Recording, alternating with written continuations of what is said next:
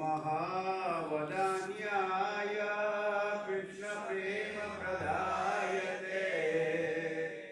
कृष्णाय कृष्णचैतन्य नाम्ने गौरविषे नमः। आराध्यो भगवान् ब्रजेश तनय तद्धाम वृन्दावनम् रम्या काचिदुपासना व्रजवधूवर्गेण या कल्पिता श्रीमद्भागवतं प्रमाणममलं प्रेम पुमार्थो महान् श्रीचैतन्य महाप्रभोर्मतमिदं तत्रादरो न परः। श्री कृष्ण चैतन्य प्रभु नित्यानंद श्री अद्वैत गदाधर श्रीवासदि गौर भक्त वृंद हरे कृष्ण कृष्ण कृष्ण हरे हरे हरे राम राम राम हरे हरे। जय जय श्री चैतन्य जय नित्यानंद। हरि से जय अद्वैत चंद्र जय गौर भक्त वृंद।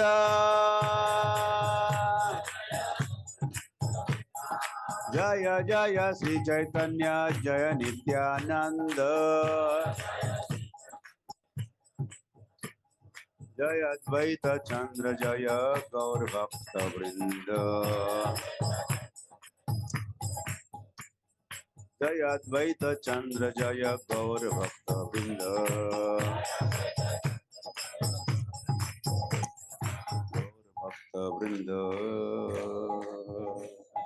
गौर भक्त वृंद ताई गौर प्रेमानंदे हरि हरि हो।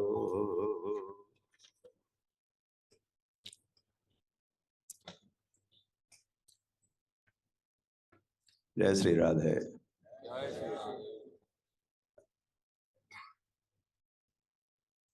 आप कहोगे कि आज क्या हुआ? तो याद राधे को याद कर रहे हो। तो राधाष्टमी तो लगभग एक सप्ताह के उपरांत है।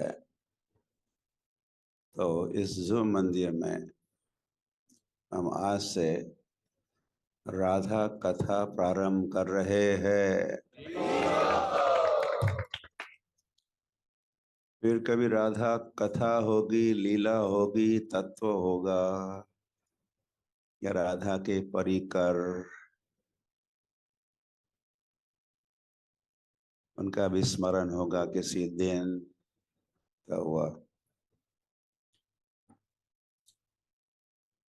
तो इस कथा सीरीज का प्रारंभ हम कर रहे हैं।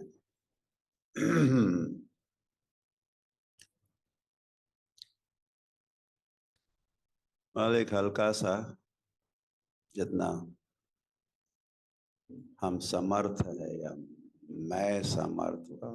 हरे कृष्ण। और ऑफ कोर्स ये सारा सामर्थ्य गुरु गौरांग के कृपा पर निर्भर रहता है।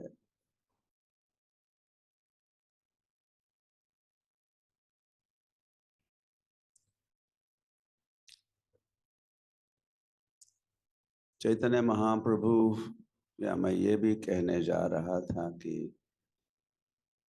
वैसे राधा रानी ये टॉपिक बहुत कठिन है। राधा रानी को समझना, राधा रानी के भावों को समझना, क्या हो रहा है इसका स्टेंगे से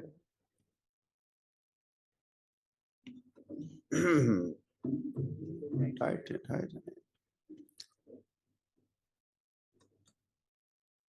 ये राधा रानी ये टॉपिक, ये विषय इतना गहरा है या ऊंचा भी है कहो कि यह कृष्ण कन्हैया लाल की। उनको भी ये मुश्किल जाता है राधा रानी को समझना।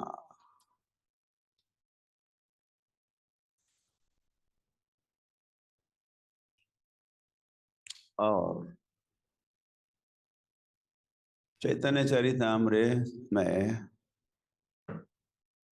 आदि आदि लीला के कुछ अध्यायों में ये बात स्पष्ट करते हैं कृष्णदास कविराज गोस्वामी कि चैतन्य महाप्रभु के प्राकट्य का क्या उद्देश्य था। वैसे तो हम जानते हैं भगवान श्री कृष्ण कहे ही है गीता में, परित्राणाय साधूनाम विनाशाय च दुष्कृताम धर्म संस्थापनार्थाय संभवामि संभवामि अहम संभवामि युगे युगे। हर युग में मैं प्रकट होता हूँ। क्यों प्रकट होता हूँ? दो तीन कारण, तीन कारण बता दिए, मोटे मोटे कारण बता दिए। तो ये कारण तो थे ही चैतन्य महाप्रभु के प्राकट्य के पीछे, राइट। जो चैतन्य महाप्रभु 539 वर्ष पूर्व प्रकट हुए, किंतु चैतन्य चरितामृत में कृष्णदास कविराज गोस्वामी समझाते हैं कि और एक भिन्न कारण भी रहा चैतन्य महाप्रभु के प्राकट्य के पीछे, और ऐसा कारण और किसी अवतार के पीछे नहीं था।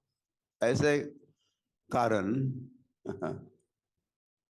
ऐसे तो कहा तो है कि कृष्ण स्वयं ही है सर्व कारण, सभी कारणों के वे कारण है। लेकिन यहाँ ये भी बात कही जा रही है कि चैतन्य महाप्रभु के प्राकट्य का कारण और कोई व्यक्ति बनता है, और वो व्यक्तित्व है श्रीमती राधा रानी की। तो वैसे राधा रानी,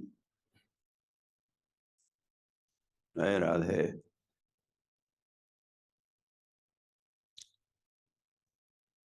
राधा रानी को समझने के लिए,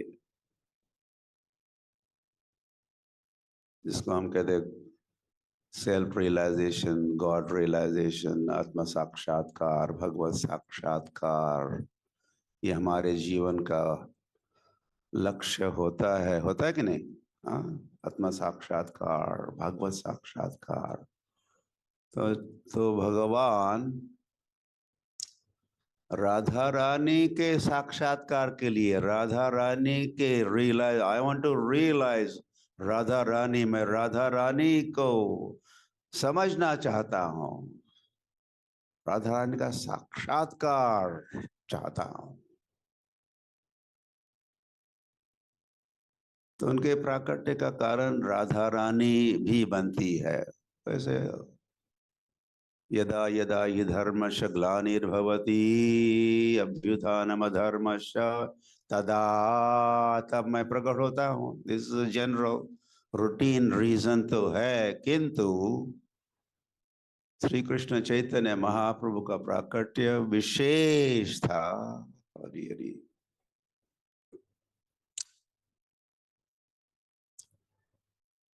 चैतन्य महाप्रभु के प्राकट्य को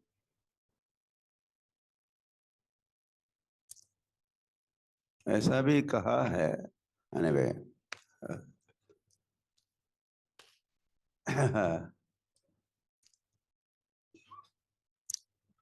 कि कृष्ण के लीला ऐसे अधूरी रह गई, उसको पूरा करने के लिए कृष्ण पुनः श्री कृष्ण चैतन्य महाप्रभु के रूप में प्रकट हुए। जैसे ग्रंथकार या कोई लेखक अपना ग्रंथ लिखता है और फिर लिखते लिखते कुछ और शेष अवशेष जो कोई विचार होते हैं फिर उसको भी ऐड करता है। उसको परिशिष्ट कहते हैं या अपेंडिक्स कहते हैं। तो ये चैतन्य लीला एक प्रकार का परिशिष्ट है, कंटिन्यूएशन ऑफ कृष्ण लीला। कुछ कार्य अधूरा रह गया, उसको पूरा करने के लिए और पूरा किया तो फिर वैसे और एक ग्रंथ बन गया और वह चैतन्य चरितामृत। तो जहाँ भागवतम रुकता है, कहो समापन होता है, समापन तो होता नहीं, वहां से आगे बढ़ता है कौन सा ग्रंथ? चैतन्य चरितामृत। इसीलिए प्रभुपाद, जैसे आप ग्रेजुएशन के बाद क्या करते हो? Post graduation. तो फिर और पूरा होता है, आपकी शिक्षा और पूरी होती है, ऐसा आप समझते हो? तो वह तो भागवत में कृष्ण के लीला और वो पूरी होती है जब चैतन्य चरितामृत की, चैतन्य महाप्रभु की लीलाओं का वर्णन होता है। हरि हरि। और चैतन्य चरितामृत की लीलाएं मधुर लीला है। गौरांगेर मधुर लीला जर करने प्रवेशिला, हृदय निर्मल भेलोतार। जो भी चैतन्य महाप्रभु की लीलाओं का श्रवण करेगा, जो कैसी है? मधुर लीला, मधुर, अधिक अधिक मधुर लीला है। और ये माधुर्य, इस माधुर्य चैतन्य महाप्रभु के लीला मधुर्य, उसमें माधुर्य जो है, इसका कारण है वैसे राधा रानी के कारण, राधा रानी के कारण। क्योंकि राधा और कृष्ण के मध्य का जो रस है, संबंध है, उसको क्या कहते हैं? माधुर्य रस, माधुर्य रस। तो जितना रस का प्रदर्शन कृष्ण हरि हरि किए अपनी लीलाओं में, उससे अधिक या अधिक कंडेंस्ड, अधिक गाढ़ करके प्रस्तुत किए तो बन जाती है ये मधुर लीला। पशु पाखी झूरे पाषाण भीतरे, सुनी जार गुण गाथा। तो चैतन्य महाप्रभु की गुण गाथा ऐसी है, यदि पशु पक्षी भी यदि सुनते हैं तो क्या होगा उनका? इवन पाषाण या शायद पशु पक्षियों का हृदय, उनका क्यों, हमारा भी, मैं कहने जा रहा हूँ, उनका हृदय पाषाण जैसा या लाइक अ रॉक, लेकिन वो भी पिघल जाता है, जैसे झारखंड जंगल में हुआ या और स्थानों पर भी। हरी हरी। ये इस लीला के माधुर्य के कारण, चैतन्य चरितामृत की लीला anyway,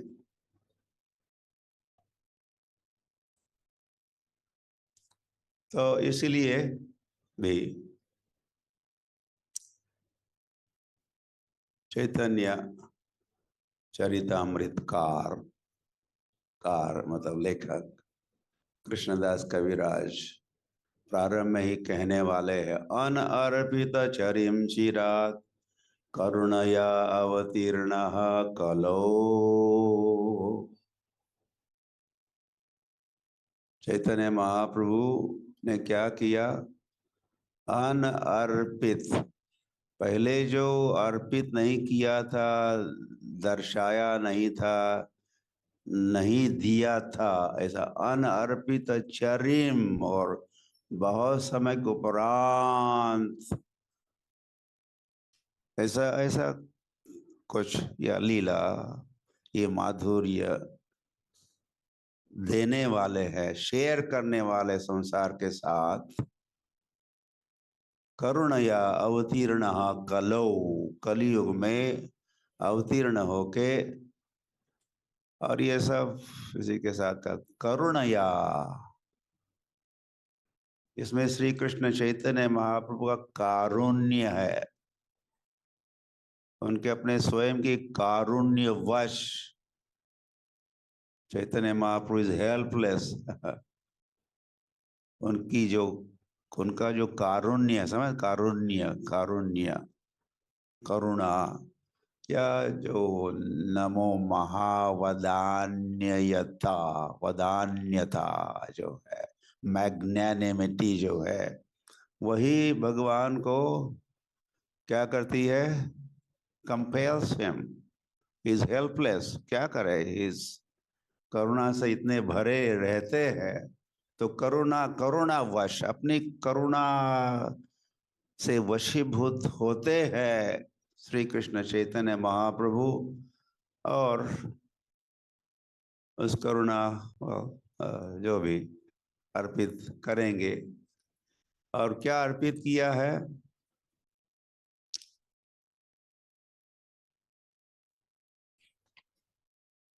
समर्पयितुम उन्नत उज्ज्वल रसाम। चैतन्य महाप्रभु क्या करेंगे? उन्नत उज्ज्वल रस, समर्पयितुम, समर्पण देने के लिए, अर्पित करने के लिए। अनअर्पित जिसको कहा, अनअर्पित, पहले अर्पित नहीं किया था, उसको अर्पित करेंगे। वो क्या है? उन्नत उज्ज्वल रस। उन्नत मतलब ऊंचा, उज्ज्वल, उज्ज्वल रस। परकीय भावे जहा, क्या? ब्रजेते प्रचा, परकीय भावे जहा ब्रजे, ब्रज में जो परकीय भाव, परकीय भाव है, माधुर्य रस की पराकाष्ठा है, ऐसा रस, ऐसा माधुर्य चैतन्य महाप्रभु, डोंट स्लीप, उन्हें अर्पित किया। अरे अरे, तो ऐसे हरि पूर्ण सुंदर द्युति कदम्ब संदीपितः सदा हृदय कंदरे स्फुरतु वः सचिनंदनः। श्री कृष्णदास कविराज गोस्वामी, वैसे ये जो प्रारंभिक कुछ वचन है, प्यार है, प्यार, प्यार है, बंगाली के प्यार। ये मंगलाचरण भी हो रहा है, मंगलाचरण। ये प्रारंभिक, वैसे प्रथम 14 श्लोक मंगलाचरण के हैं। चैतन्य चरितामृत आदि लीला प्रथम अध्याय के 14 श्लोक क्या है? मंगलाचरण। तो मंगलाचरण भी 3 प्रकार के होते हैं। तो वह आशीर्वादात्मक, इसमें आशीर्वाद दिया जा रहा है। किस प्रकार का आशीर्वाद?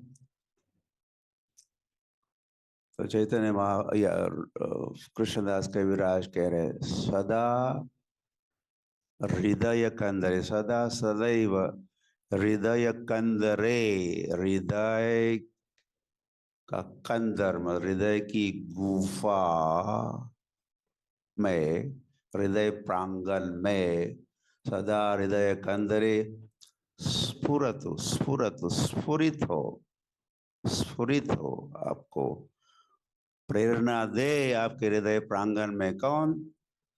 सचिनंदन, जय सच्चिदानंद, जय सच्चिदानंद, जय सच्चिदानंद। हरि हरि।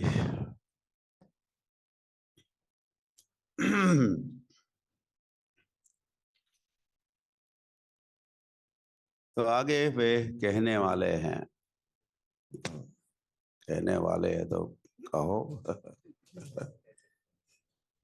राधा कृष्ण प्रणय विकृतिर आह्लादनी शक्ति रस्मात, ऐसा राधा रानी का परिचय दे रहे हैं। वैसे राधा कृष्ण प्रणय विकृतिर आह्लादनी शक्ति अस्मात्, कृष्ण को आह्लाद, जैसे प्रहलाद आह्लाददायी ने, प्रहलाद को तो आह्लाद दिया नरसिंह भगवान ने, किंतु उस नरसिंह को भी कहो, या नरसिंह भगवान के भी जो आदि या नरसिंह भगवान का अवतार है, किंतु जो अवतारी है कृष्णा, अवतारी कृष्णा या कृष्णस्तु भगवान स्वयं जिनको हम कहते हैं, उनको आह्लाद देने वाली शक्ति है। उसका नाम क्या है?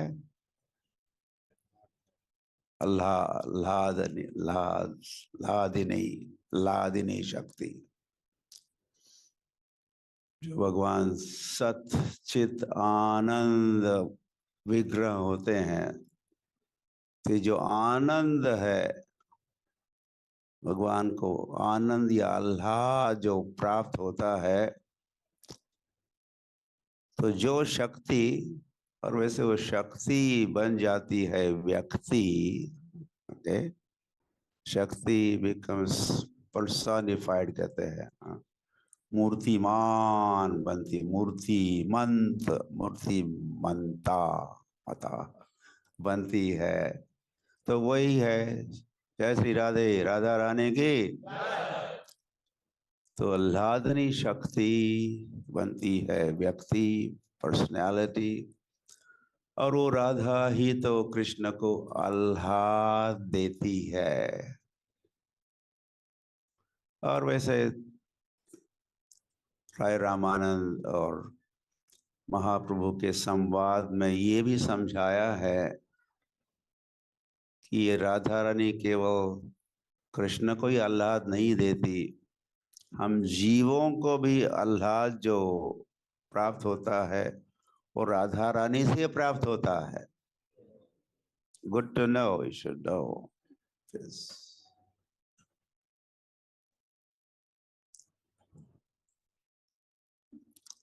हरी हरी।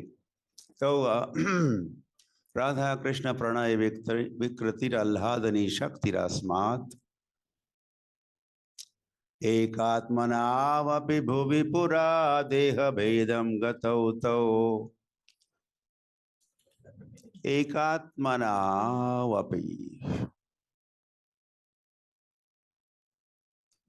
एकात्मनावपि। ये राधा और कृष्ण, आप सुन रहे हैं ना?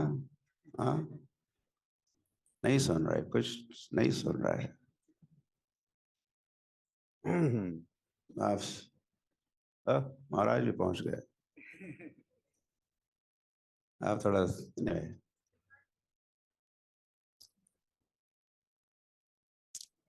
तो राधा और कृष्ण एक आत्मा है, एकात्मनावपि, एक ही है वे, राधा और कृष्ण एक ही है, एकात्मना, एकात्मनो अपि। और फिर कहा है ये दोनों एक आत्मा होते हुए भी क्या हुआ? भुवि पुरा देह भेदौ गतौ तौ, बहुत पूरा मतलब बहुत समय पहले की बात है। और वो पूछना नहीं कब की बात है, ये कब हुआ, क्या हुआ। जो एक है, एकात्मनाम अपि देह भेदो गतौ तो वो दो बन जाते हैं। आपने शायद कुछ पेंटिंग्स देखे होंगे, राधा और कृष्णा, आधा दिखता है कृष्णा है और आधे में राधा ने, ऐसा देखे आप कोई पेंटिंग? तो तो एक आत्मा के हो गए दो व्यक्तित्व, दो पर्सनालिटीज, एक बन गई राधा और दूसरे कृष्णा। तो फिर क्या होता है, अधुना मतलब 539, 39 वर्ष पूर्व जो एक थे हो गए दो, और पुनः वे दो के एक हो जाते हैं। और वे है कौन? चैतन्य महाप्रभु। चैतन्य महाप्रभु के राधा भाव द्युति सुवलितम नवमी कृष्ण स्वरूपम। कृष्णदास कविराज गोस्वामी आगे लिखते हैं, मैं नमस्कार करता हूं। और फिर हमको भी ये चमत्कार देख के हमको भी क्या करना होगा, नमस्कार ठोकना होगा, नमस्कार करना होगा। जहाँ चमत्कार वहाँ नमस्कार। तो ये चमत्कार हो रहे, चमत्कार अमेजिंग। एक के हो गए दो, दो के पुनः हो गए एक, ये सब अद्भुत है। तो वह उसको नमस्कार, इस स्वरूप को मेरा नमस्कार। तो कैसा है स्वरूप? राधा भाव। इस स्वरूप में अभी चैतन्य महाप्रभु के स्वरूप की बात चल रही है। राधा भाव, राधा का भाव है उस स्वरूप में। चैतन्य महाप्रभु के स्वरूप में किसका भाव है? राधा का भाव है। राधा के सारे सेंटिमेंट्स, राधा के भाव है। और क्या है? राधा भाव द्युति। एक मायापुर के डिवोटीज का उनका नाम है राधा द्युति। राधा द्युति। तो द्युति मतलब कांति। राधा का भाव और राधा की कांति, राधा का रंग अपना कर भगवान अब प्रकट हुए हैं। तो राधा रानी भाव तो है ही। हरे कृष्णा। और रंग भी, राधा रानी तप्त कांचन गौरांगी राधे वृंदावनेश्वरी। तो वह ओके, स्टॉप हियर। तो वह तो राधा रानी है तप्त कांचन गौरांगी। तो फिर राधा द्युति मतलब राधा के रंग को अपना कर प्रकट हो रहे हैं भगवान। तो वे हो गए, राधा रानी है गौरांगी, तो चैतन्य महाप्रभु हो गए गौरांग। गौरांग गौरांग गौर।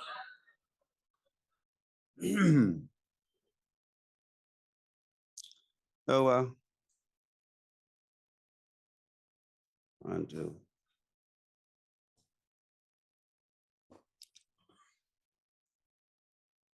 उसे चैतन्य मंगल नाम का भी एक ग्रंथ है, जिसमें भी चैतन्य चरित्र ही है। चैतन्य भागवत है, चैतन्य मंगल है, चैतन्य चरित है, कई सारे ग्रंथ। तो वह चैतन्य मंगल में उल्लेख आता है प्रारंभ में ही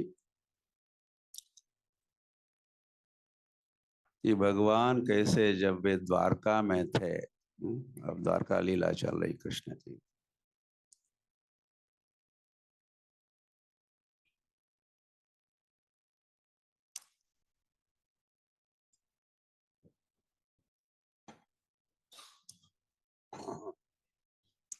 तो एक दिन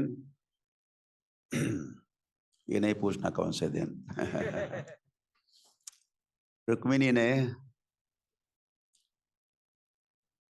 कृष्ण से कहा, प्रभु जी द्वारकाधीश प्रभु,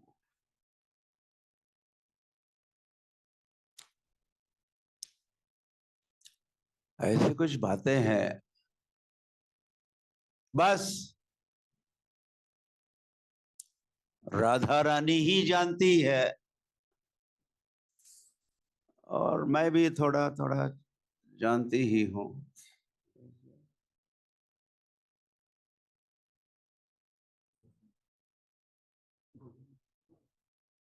राशन वगैरह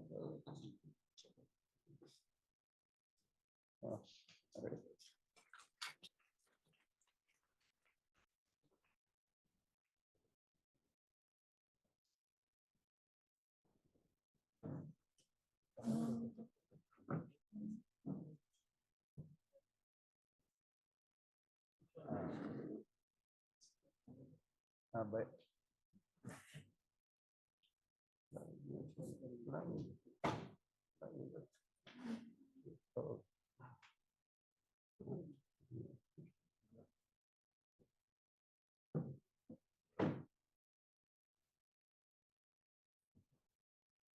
अरे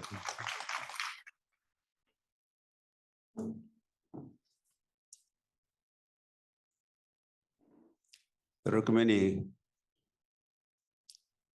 कह रही है, ये ऐसी कुछ बातें हैं, और ये सारी बातें कहने के लिए समय तो नहीं है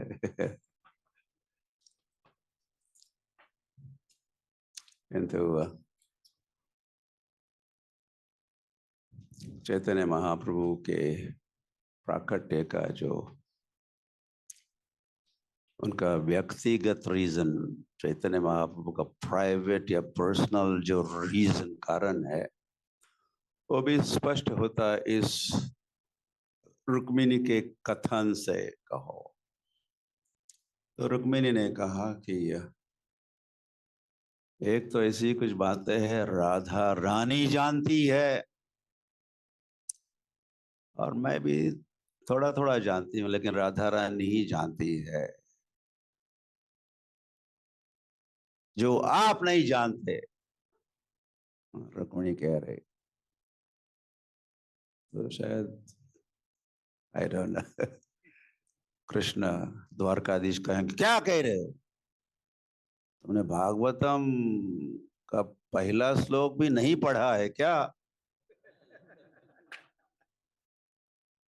जिसमें क्या कहा है मेरे संबंध में, मैं कैसा हूं, अभिज्ञ स्वराट,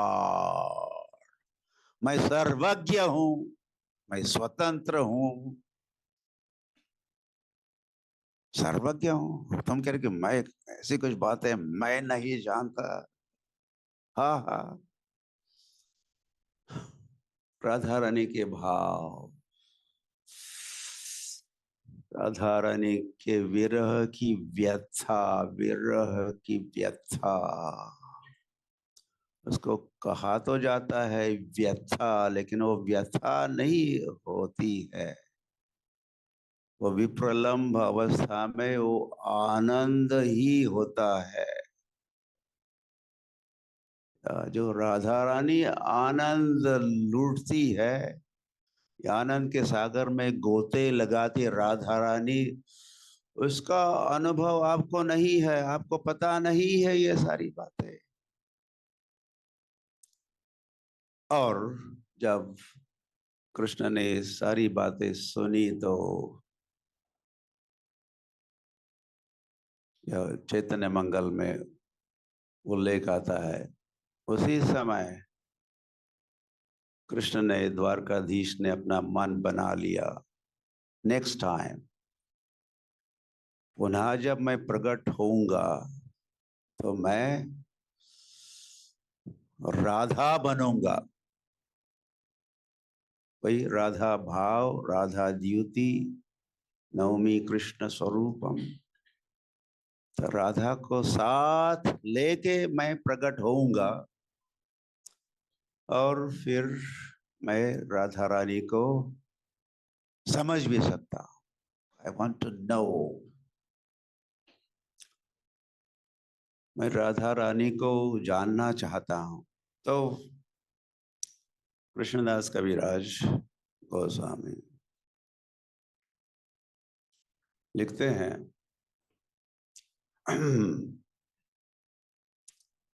वे तीन बातों का हरि, डोंट स्लीप।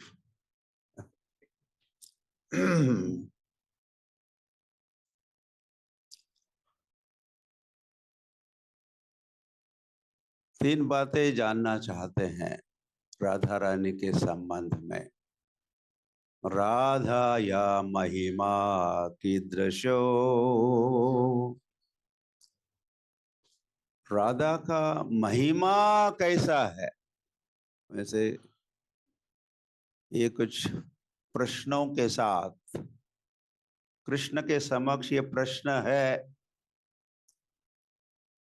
और इन प्रश्नों का उत्तर प्राप्त करने के लिए कृष्ण अब बने हैं या बनने जा रहे हैं। कौन? श्री कृष्ण चैतन्य। और ये चैतन्य भी उनमें राधा रानी के कारण ही चैतन्य का अनुभव करने वाले हैं या चैतन्य को फैलाने वाले भी है। चैतन्य की चेतना का वे अवतीर्णे गौरचंद्रे विस्तीर्णे प्रेम सागरे, चेतना कहो या प्रेम कहो। तो राधा या महिमा की दृश्यो, राधा का महिमा कैसा है। वा अथवा सेकंड रीजन, उनकी उन्होंने छोटी सी लिस्ट बनाई है।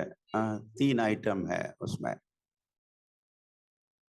इन तीन प्रश्नों का उत्तर मैं ढूंढना चाहता हूं। अनया एव, केवल राधा रानी से ही कुछ संभव होता है। क्या संभव होता है? और किसी के लिए संभव नहीं होता है। वो क्या है?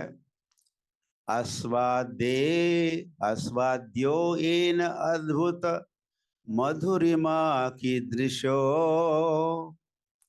ये जो राधा रानी आस्वादन करती है, इसका मेरा आस्वादन करती है राधा रानी। तो उसका वो अनुभव कैसा होता है, इसको भी मैं जानना चाहता हूं।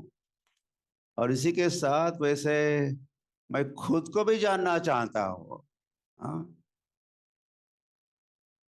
वैसे मैं खुद को भी पूरी तरह नहीं जानता हूँ जितना राधा रानी जानती है।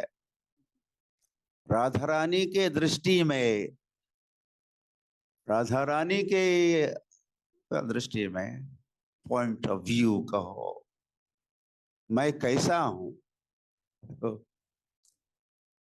तो जैसे वो राधा रानी क्या, राधा या महिमा की दृश्यो, वो बात है। और फिर मेरी महिमा भी शायद मुझे पता नहीं है, उसका भी पता मैं राधा रानी से लगवाना चाहता हूं।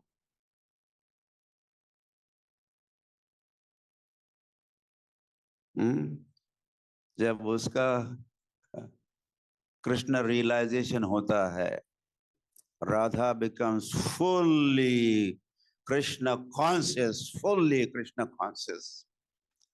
और फुल्ली कृष्ण कॉन्शियस होना केवल राधा रानी के लिए संभव है, ऐसा कहा ही है। अनया एव, इसी से, राधा रानी से संभव होता है, और किसी के बस का रोग नहीं है, ऐसा ये महारोग है। तो वह, तो राधा रानी की मदद से, माध्यम से मैं वैसे खुद को भी जानना चाहता हूं। नंबर 2, और तीसरी बात है, वाह मतलब अथवा, और मदीयः सौख्यम चास्या मद अनुभवतः कीदृशम।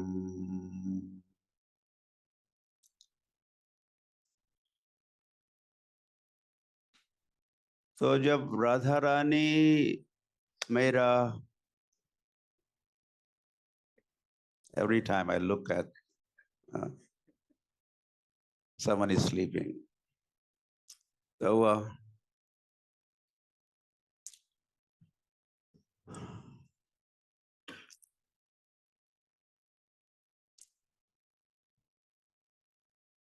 तो राधा रानी का जो अनुभव है,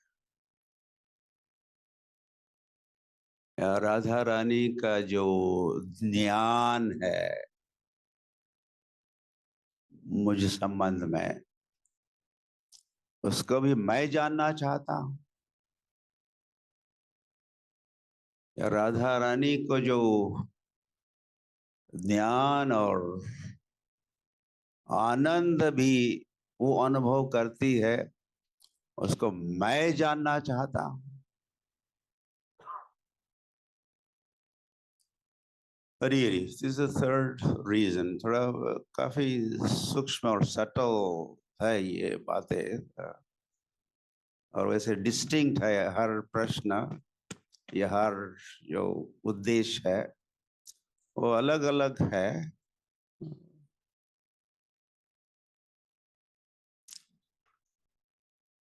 इति लोभात् तद भावाढ्या समजनी सची गर्भ सिंधु हरिंदु। तो भगवान लोभी बन जाते हैं, बिकम्स ग्रीडी। ये जो प्रश्न है, क्या उनको को परेशान कर रहे हैं? I don't know. रुक्मिणी ने कहा आप नहीं जानते, आप नहीं जानते। नहीं, मैं जानना चाहता हूँ, मैं जानना, आई वांट टू नो, मैं जानना चाहता हूँ। इसीलिए मैं अब रुक नहीं सकता। संभवामि युगे युगे, ये कलयुग तो 4,32,000 वर्षों तक चलेगा। तो संभवामि युगे युगे मतलब 1-2 लाख वर्ष बीतने के उपरांत, बीच में, कई युग के बीच में कभी मैं प्रकट हो सकता हूँ। लेकिन भगवान इतने उतावले हो चुके हैं, इतने, क्या कहा ही है, लोभी बन चुके हैं कि वे रुक नहीं पाए। और कृष्ण के अंतर्धान होने के उपरांत केवल केवल और केवल सुनो तो सही, हाँ,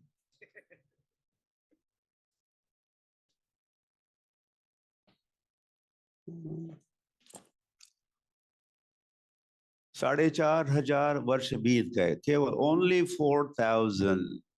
क्योंकि चैतन्य महाप्रभु का प्राकट्य को कहा है, कलो प्रथम संध्यायाम, कलयुग के पहली संध्या में, संध्या मतलब ज्वाइंट को कहते संध्या, तो जहाँ द्वापर युग और कलयुग का जो ज्वाइंट है, हाँ, उसको संध्या कहते हैं। तो अभी अभी द्वापर युग का समापन हुआ था, और फिर संक्रमण या ट्रांजिशन हो रही है एक युग से दूसरे युग में प्रवेश हो रहा है, तो दूसरे या कलयुग के प्रारंभ में ही भगवान पुनः प्रकट हो गए। He could not wait, क्योंकि वो लोभी बन चुके थे या लोलुप बन चुके थे।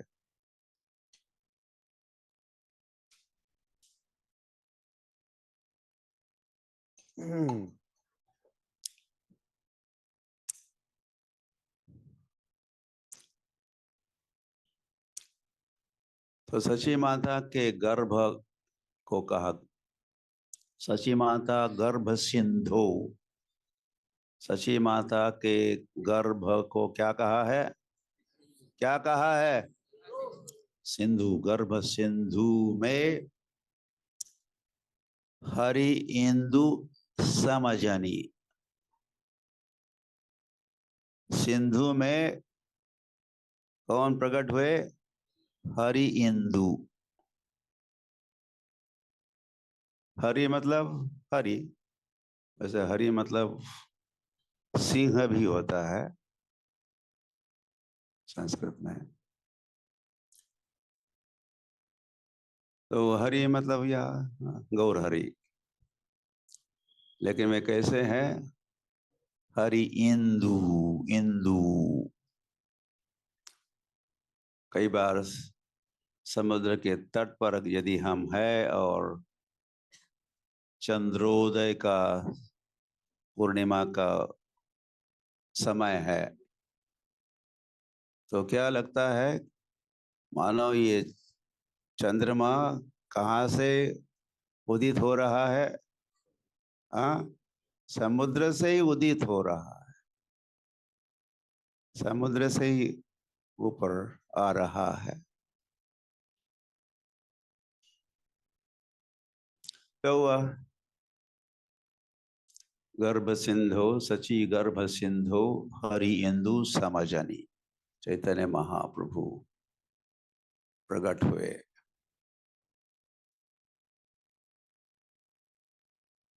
चैतन्य चंद्र की जय। यह चंद्र का, चैतन्य चंद्र का उदय हुआ। इसीलिए भी श्रील प्रभुपाद को जब नाम देना था इस्कॉन मायापुर प्रोजेक्ट हो या मंदिर को, तो क्या नाम दिए? क्या नाम दिए? मायापुर चंद्रोदय मंदिर। मायापुर चंद्रोदय मंदिर। वहाँ मायापुर में चंद्र का उदय हुआ। कौन से चंद्र का? चैतन्य चंद्र का। ऐसे ही चंद्र के साथ उपमा तो हुई है, हाँ, लेकिन ये तो सही नहीं है, क्योंकि बहु कोटि चंद्र जीने वदन उज्ज्वल। तो बहु कोटि चंद्रमा की का जो ज्योत्सना या प्रकाश है, इतना प्रकाश चैतन्य महाप्रभु के अंग या सर्वांग से निश्रित होता है। बहु कोटि चंद्र जीनी वदन उज्ज्वल। हरि हरि चैतन्य चंद्र की। तो हुआ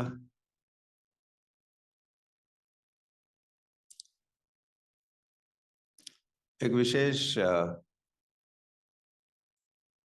या प्रसंग भी कह ही सकते हैं उसको, इसका उल्लेख कृष्णदास कविराज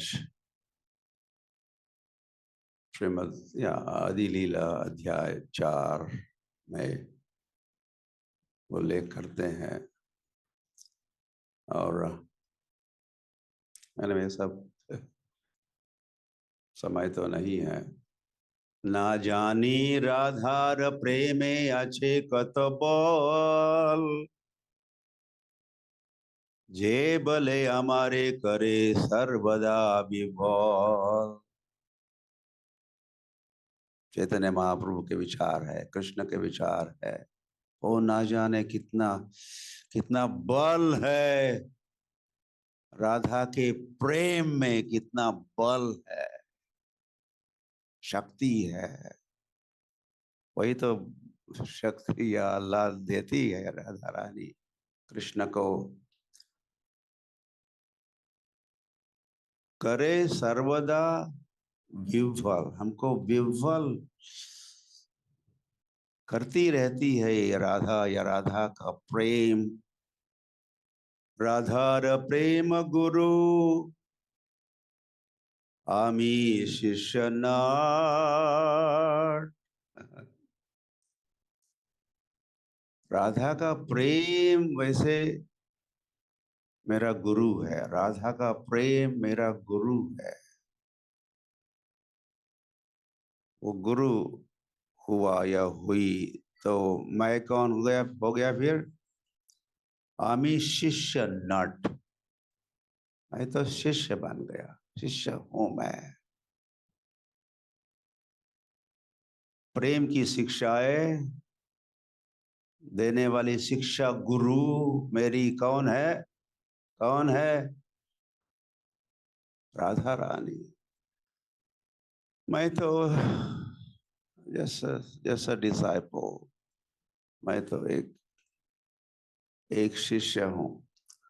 सदा आमा नाना नृत्य नाचाय उद्भट।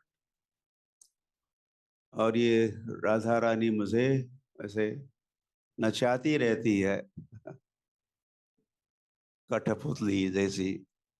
वो बन जाते कठपुतली वाली, कठपुतली वाली, और मैं बन जाता हूँ कठपुतली, मुझे नचाती ही रहती है।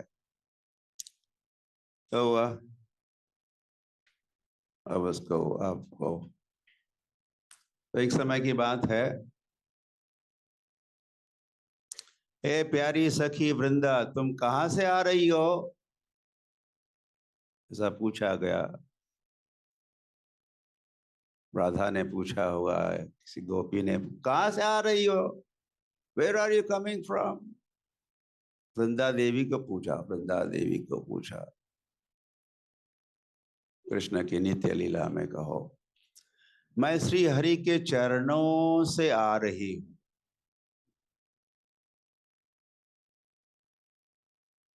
मैं कहां से आ रही हूं? हरि के चरणों से आ रही हूं। कई थे हरि के चरण, मैं भी वहां थी, वहां से मैं यहाँ आ गई हूं।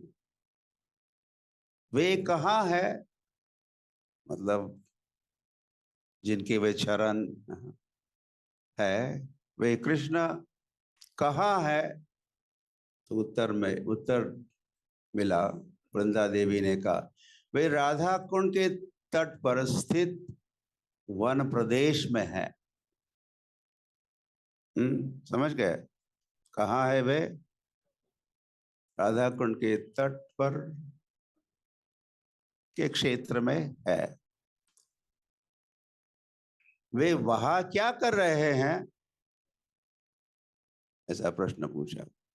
What is he doing there? वे नृत्य सीख रहे हैं। वे क्या कर रहे हैं? नृत्य सीख रहे हैं। तो स्वाभाविक प्रश्न है, उनका गुरु कौन है? कृष्ण किनसे सीख रहे हैं नृत्य की कला? उत्तर में कहा है, राधा। राधा सिखा रही है उनको डांसिंग के लेसन्स।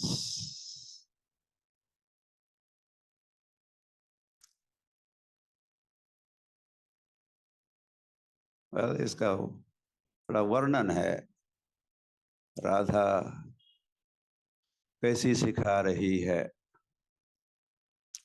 तुम्हारी मूर्ति उन्हें पीछे पीछे नचा रही है। तुम्हारी मूर्ति उस वन में राधा कुंड के तट पर है या नहीं है, उनके लिए तो उन्होंने कल्पना की हुई है। दिस इज राधा रानी, इस राधा, ये राधा रानी है, ये राधा रानी है।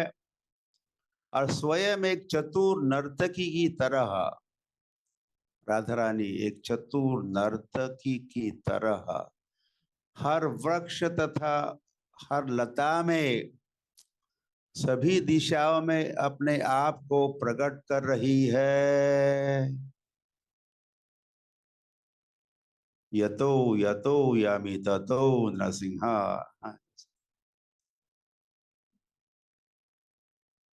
तो कृष्ण जहां भी देखते हैं उनको कौन दिखाई देता है? राधा ही दिखती है। और वृक्ष है, लता बेली है, और लता बेली हिलती डुलती है तो उनको लगता है कि राधा रानी ही हिल डुल रही है और मुझे नृत्य की शिक्षा दे रही है। अभी यहाँ झुको ऐसे, टर्न दिस वे, ऐसा कुछ करो मुद्रा। जैसे वृक्ष हिलते हैं, लता बेली हिलती है, तो वो राधा रानी ही है ऐसा समझ के वे वे सीख रहे हैं, is learning the dance. Hari Hari.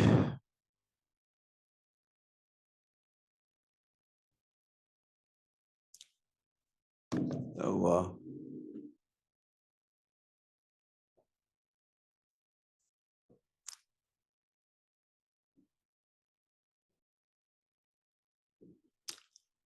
और ये राधा रानी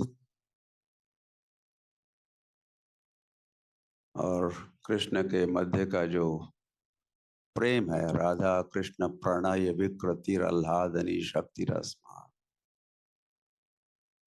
तो ये आहेरीव, जैसे सर्प चलता है, उनके मध्य के जो प्रेम के आदान प्रदान। यस, ओपनिंग दर्शन खुल रहा है। वाह। तो कृष्ण और राधा रानी खूब नचाती रहती है, वैसे और भी समय। हरी हरी। तो कृष्ण को वैसे कभी कई सारा विनय अनुनय के साथ राधा रानी को समझाना बुझाना पड़ता है। और यही सब्जेक्ट मैटर वैसे गीत गोविंद का है। गीत गोविंद, कौन लेखक? जयदेव गोस्वामी लिखे हैं। राधा रानी जब मानिनी बनती है, कैसी बनती है? मानिनी, मान करके बैठती है, तो मानिनी राधा को फिर कैसे बुझाना पड़ता है, उनके पैर पकड़ने पड़ते हैं। राधे तेरे चरणों की मैं धूल लेता हूं मेरे मस्तक पर, ऐसा कहते हैं। राधा माधव की गौर प्रेमानंदे। हरि हरि बोल। श्री प्रभुपाद की जय। चैतन्य चरितामृत की जय। हरि। राधा अष्टमी महोत्सव की जय।